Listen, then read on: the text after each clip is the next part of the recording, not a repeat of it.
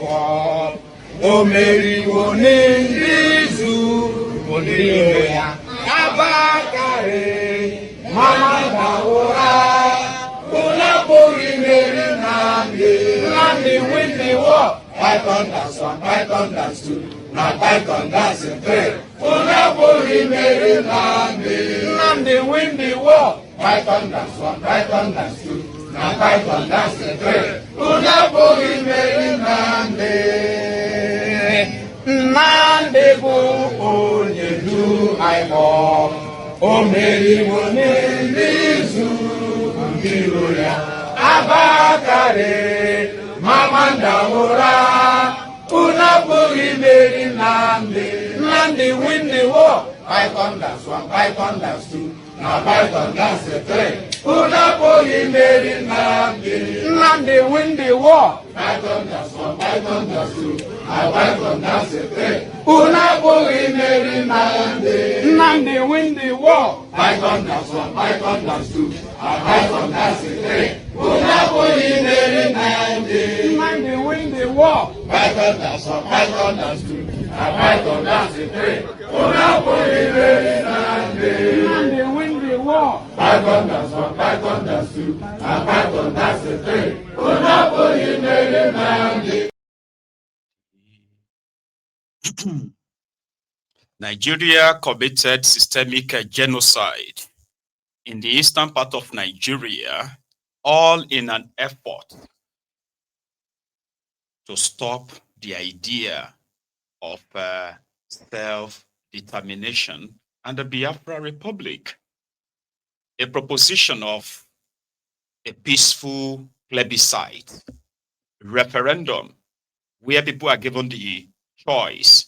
And because this is a conversation that they have done so much, they have killed millions, so never heard again. But because the contraption is never really set up by us, we are not even stakeholders, right? Even though they call us Nigerians, but you know what I mean? We are not even stakeholders in what happens there or how it should happen, except the way they wanted it to happen, and everybody should queue, file in line. Nnamdi Kanu is different. He won't just file in line. Do you get what I mean now? So he questioned everything about the contraption. In the process, he became a teacher, somebody who believes that what he knows, everybody should know it. The battle that the Biafrans are fighting, everybody should be fighting for same. Because one biggest lie ever told is that you are a Nigerian. There's one big one, that there is a united Nigeria. We are one. We are one country. When in practice, you yourself would disagree that no, we are not. Even though you want us to be one, great. There are things that makes people one. Because as Bible said, right, can two or three walk together unless they agree or except they agree. I don't know the right word, but you know what I mean, right? It simply means that for two people to remain in a place without them tearing themselves apart means they agreed. So that's exactly what this Nigeria has become. The criminal politicians who believes that Nigeria is a turn-by-turn Nigeria limited. Doesn't matter what the citizens are being subjected to. They don't care about the country itself. No, they care most about themselves and whatever it is that they are scavenging from the land. So if you get so wised up that you begin to question their actions, you begin to question the lies they told you, then you automatically become, a flagged person, right? So they've done everything to make you see Nnamdi Kanu as a threat to you, while the real threats are the criminals who have every opportunity to actually make a country better. But rather, you watch them as they are laying red carpets for terrorists, explaining to you why that's okay, but it's not okay for you, right, to peacefully demand that we want to have this national conversation. We must have this national conversation. So if millions decided they want to have that conversation, criminal politicians would wage war on them like they are doing to him right now. And I know so many of you who passionately hate him too. They ask you why, right? You just put the entire blame of everything on him as you were made or programmed to be. Do you get what I mean? So, but still, they just couldn't really break what it stands for, as you can see. No. So they've done a lot. Deny him regular access to his family or his family's access to him. Denied him access to his legal team as at when they wish, so controlled. They won't let his legal team even write or take a statement from him, like, directive and order from him about his case. They won't even let them write anything down. A situation whereby they are denying him access. They are denying him the right to practice his own belief, even in their dungeon there. They are so triggered that they probably believe that he will disappear if they allow him to probably pray. I don't know. That's how much. And I believe most of these, in fact, if not all of this is being done to psychologically break him. Almost every time you see him, he's like so reinvigorated, unshaken, and all that. And mind you, today is his 58th birthday, by the way. And the judge, Justice Omotosho, right? He is 59. He's a year older than Nnamdi Kanu. And therefore, Mazi's birthday is also today. So you can possibly just say happy birthday. It's going to be an engagement, all right? So his family and some member of his legal team had this to say. When DSS came out to lie by saying, oh yeah, he's been given medical attention. You know what I mean? He's been allowed to see a doctor and all that lies, right? Here is their own response. Just before tomorrow. Okay, thank you very much. Today is the 24th of September 2025. Myself and my colleagues were just coming out from DSS facility somewhere along the Lube Express Highway, where we went to visit our client Nnamdi Kanu to find out the status of his health, only to discover that yesterday, the 23rd of September 2025, the Nigerian Medical Council brought in seasoned medical practitioners from various zones of the institute to conduct and review the examination done by Professor Araj on our client Nnamdi Kanu. You know, it became necessary because of the controversy raised by one officer of the DSS called Dr. Nasir Mohammed, who wanted to debunk all the tests and all the findings of Professor Araj. Araj had found that Nnamdi Kanu has issues with his kidney, with his pancreas, with his prostate, with his heart, the depletion of potassium in his bloodstream. And he deposed to those facts in an affidavit before a court of law. Unfortunately, one Mr. or Dr.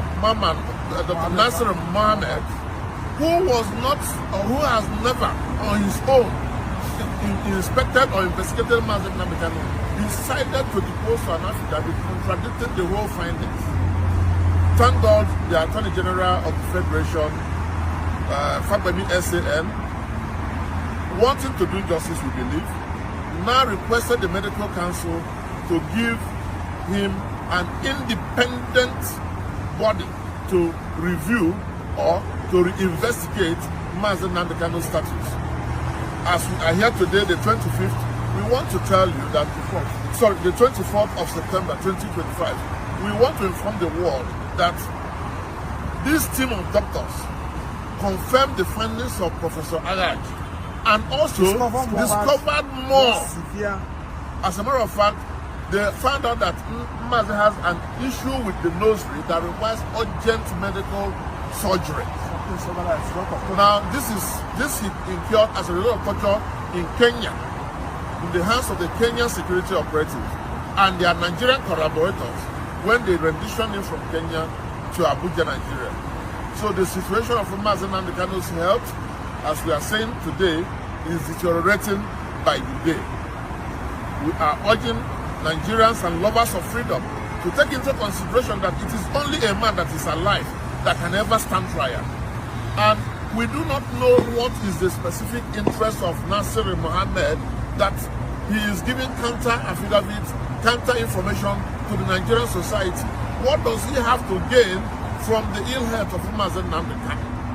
Please, we want our country to understand that Mazi Nnamdi Kanu, who has not committed any crime known to law, is suffering injustice and punishment for something that does not exist. Mazi Nnamdi Kanu only believes in the freedom of his people. He believes in self-determination. He is fighting for self-determination. And we trust and believe strongly that on Friday, that everything, all this drama, all this shenanigans will come to an end. We believe and trust Justice Omotosho. We know that he will do justice. We believe and trust that the laws of Nigeria will be respected, at least even if it is for once. The federal government of Nigeria will respect the laws and the constitution of this country. Gentlemen, ladies and gentlemen, Mazi Nnamdi Kanu, who is suffering, who is dying gradually, courtesy of the federal government of Nigeria, is still strong in spirit. He is still strong in his opinion. He is still strong in the heart. We only want him to be alive to the end of the trial. We want him to be alive to see justice done. We want him to be alive to realize the vision that he has. Thank you very much. Thank you very much, gentlemen. Thank you.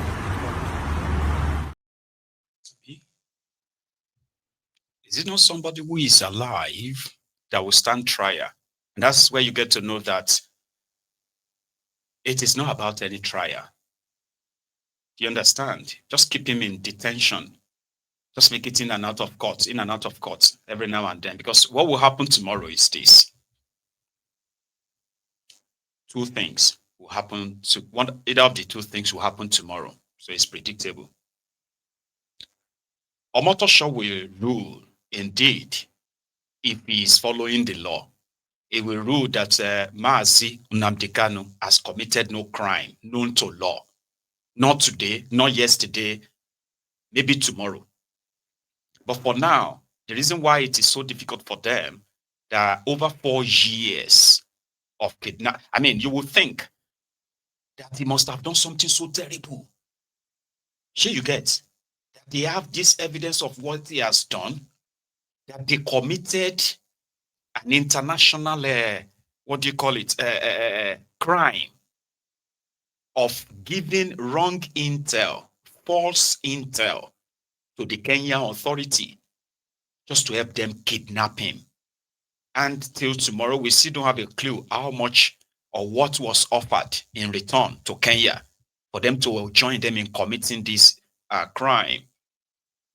Do you get that now? So even though Kenya is currently saying, no, we didn't know, I mean, we didn't do anything, no, it is true, but what happened was, they are explaining themselves. And their own court in Kenya has already ruled against the Kenyan government on top of this Nnamdi Kanu matter. So the plan is not to, so when you now took him to Nigeria, 4.5 years, you are looking for evidence for a supposed crime already committed. And then you are now using 4.5 years to do what? Only for you to come to the court and start playing the video of Nnamdi Kanu. Clips that are already from his broadcast. They said Nnamdi Kanu incited the NSAS, that he told the NSAS people that kill them, burn their police station, this thing, yeah. They cut that out. And they use that as evidence of the crime of Nnamdi Kanu in their own court. When Bokwari, the dead Bokwari, initially said the reason why they had to kidnap Nnamdi Kanu the first time in 2015 was because Nnamdi Kanu came back to Nigeria with broadcasting equipment. You have seen my broadcasting equipment. You've seen my camera. Let me see. I'll show you something. Now, this is what the whole Nigeria said Nnamdi Kanu, right, brought to Nigeria.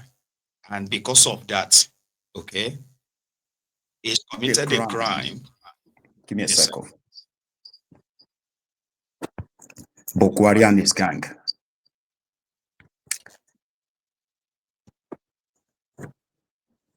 Sorry, my other camera is not working, so I'm just improvising. Right? So it's like me coming to Nigeria, right? With all of this. And the Nigeria government spending, you get it? Oh, hang on. I should put that on. Nigeria government and security agents, all of them, right? Because of microphone, because of keypad, a keyboard, a laptop, a camera.